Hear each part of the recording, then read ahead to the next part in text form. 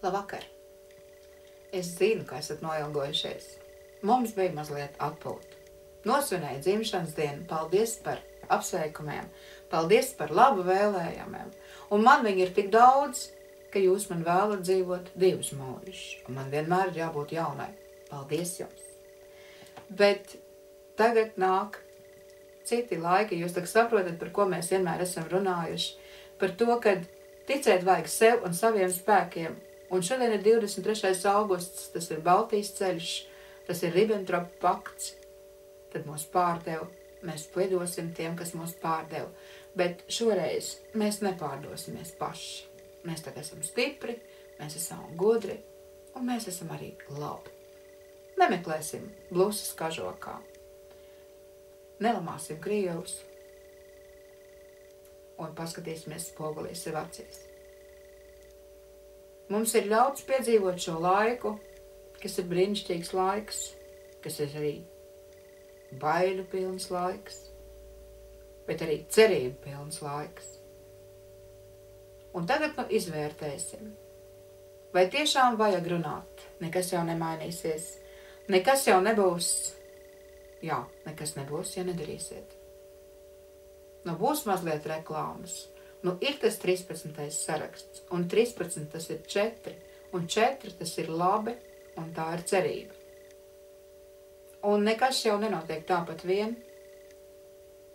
Gluži vienkārši ir jātiek pār tām bailēm, pār tā savām dusmām, un arī naidam. Un tad jau viss ir ļoti, ļoti vienkārši. Un es zinu, un es ticu, ka uz jums var paļauties. Mēs jau turpmāk atkal runāsim un satiksimies. Ir vasaras laiks, ir ražas vākšanas laiks, un man arī ir raža, jums arī ir raža. Šī raža gan ir taustām ar roku, gan tā, ko mēs sajūtam ar dvēseli un sirdi. Tie ir tie labie vārdi, ko mēs viens otram esam teikuši, un teiksim vēl vairāk.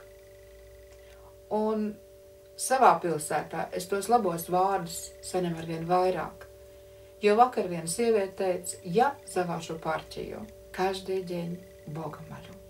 Paldies! Jo mēs vairāk viens otram teiksim šos labos vārdus, arī mums kāds teiks. Jo ar labiem nodomiem un ar tīru sirdsapziņu, un taišana ar tīru sirdsapziņu, laiks rādīs, cik ļoti bail ir tiem, kas šodien ir pie varas, un viņiem ir bail. Jo agri vai vēl katram par saviem darbiem un nedarbiem ir tik un tā jāatbild. Interesanti.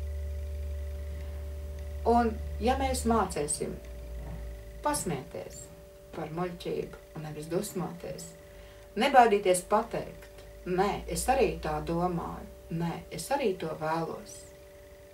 Mēs tiešām vēlamies būt stipri un laimīgi, tad arī veseli.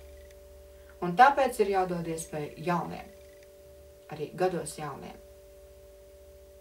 Un ne tikai valstī, arī lauku saimniecībās, jo jaunie mums ir izauguši ļoti gudri, ļoti saprātīgi, ir jādod tikai iespēju.